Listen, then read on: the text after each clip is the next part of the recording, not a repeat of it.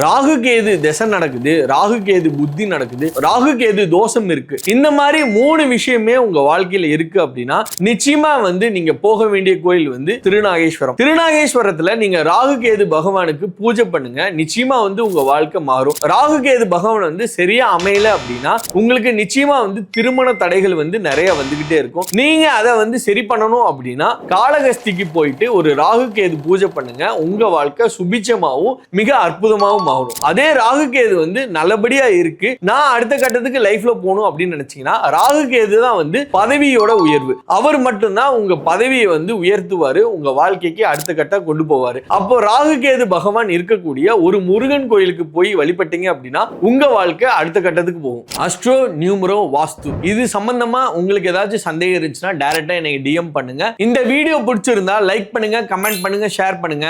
மறக்காம மணி டீகோடர் சேனலை ஃபாலோ பண்ணி வச்சுக்கோங்க.